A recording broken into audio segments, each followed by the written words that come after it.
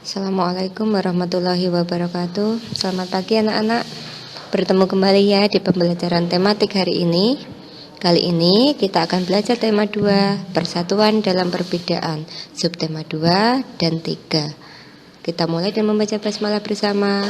Bismillahirrahmanirrahim. Tujuan pembelajaran kali ini, setelah menyimak video pembelajaran, siswa dapat 1. Memahami manfaat kerjasama dalam perbedaan. 2. Mengenal jenis tumbuhan berdasarkan habitatnya. Dan yang ketiga, memahami cara-cara hewan beradaptasi dengan lingkungannya. Meskipun Indonesia terdiri atas ribuan pulau yang membentang dari Sabang sampai Merauke, dengan penduduk yang berasal dari latar belakang dan kebudayaan yang berbeda-beda, namun dengan semangat persatuan dan kerjasama, bangsa Indonesia mampu mengusir penjajah dari bumi Indonesia. Bersatu kita teguh, bercerai kita runtuh adalah semboyan yang sering didengungkan untuk meningkatkan semangat persatuan pada masa penjajahan. Nah, anak-anak perhatikan gambar di samping. Meskipun mereka berbeda, tetapi tetap bekerja sama dan rukun dalam kehidupan sehari-hari. Adanya perbedaan tadi, bagaimana cara kita mensikapinya? Nah, di bawah ini adalah cara menyikapi perbedaan yang ada.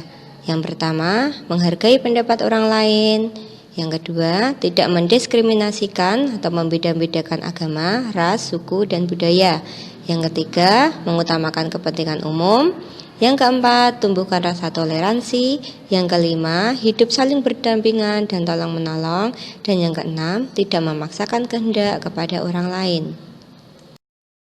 Dengan adanya perbedaan diharapkan kita bisa tetap menjaga kerjasama dan persatuan dalam kehidupan sehari-hari. Nah, manfaat kerjasama dalam persatuan dalam kehidupan sehari-hari itu sendiri adalah pekerjaan yang berat menjadi lebih ringan, mempererat tali persaudaraan, mempercepat selesainya pekerjaan, dan meningkatkan solidaritas antar sesama. Anak-anak, Allah menciptakan makhluknya berbeda-beda, termasuk juga tumbuhan. Berdasarkan habitatnya, tumbuhan dibagi menjadi 3. 1. Hidrofit, tumbuhan yang sebagian tubuhnya ada di permukaan air. Akarnya berada di air, memiliki rongga udara dalam batang atau tangkai daun. Daunnya muncul ke permukaan air. Contohnya adalah tumbuhan kangkung. Yang kedua, higrofit, tumbuhan yang hidup di daerah lembab. Tubuhnya terdiri atas bagian-bagian akar, batang, dan daun. Batangnya pada umumnya tidak tampak karena terdapat di dalam tanah. Daunnya yang muda umumnya melingkar atau menggulung. Contoh tumbuhannya adalah pakis. Ketiga, xerofit, tumbuhan yang hidup di daerah yang kering.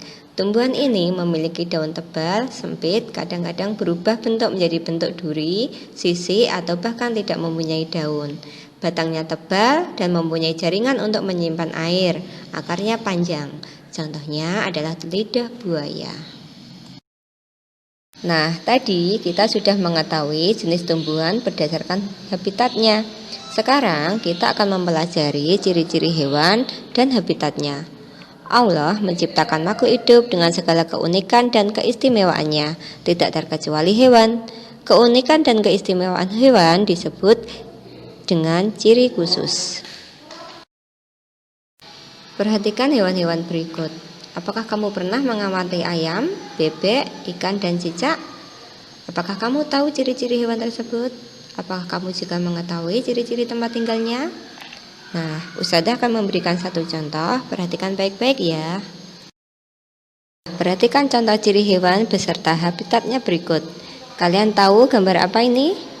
Ayam. Betul sekali. Ciri-ciri hewan tersebut adalah berkaki 2, memiliki bulu, termasuk hewan unggas, memiliki paruh, dan berkembang biak dengan cara bertelur atau ovipar. Ciri-ciri habitatnya hidup di daratan seperti hutan, pertanian, perkebunan, dan lain-lain. Setelah kita mengetahui ciri khusus hewan, sekarang kita pelajari bagaimana cara hewan beradaptasi dengan lingkungannya. Hewan beradaptasi dengan lingkungannya agar bisa bertahan hidup dan berkembang biak.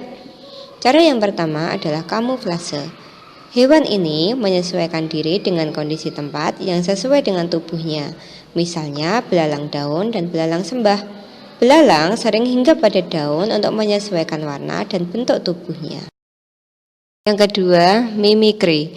Bunglon menyesuaikan diri dengan mengubah warna kulitnya sesuai dengan tempatnya berada.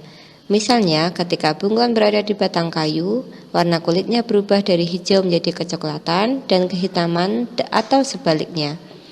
Perubahan warna ini membuat bunglon mampu membaur dengan lingkungannya. Ketiga, autotomi, melepas bagian tubuh. Untuk melindungi dirinya, cicak dan kadal melepaskan ekornya. Cara ini disebut autotomi. Ekor yang telah putus akan tumbuh lagi seperti semula. Yang keempat, menggulungkan diri. Terenggiling melakukan penyesuaian diri dengan menggulungkan tubuhnya membentuk spiral. Cara ini dilakukan untuk melindungi diri dari serangan musuh. Contoh hewan lain yang menggulungkan diri adalah lipan. Nah, tadi kita sudah belajar tentang manfaat kerjasama, jenis tumbuhan berdasarkan habitatnya, dan cara hewan beradaptasi dengan lingkungannya. Sekarang, kerjakan tugas berikut. Tugas yang pertama, tentukan ciri-ciri hewan berikut beserta ciri habitatnya dalam bentuk diagram Venn.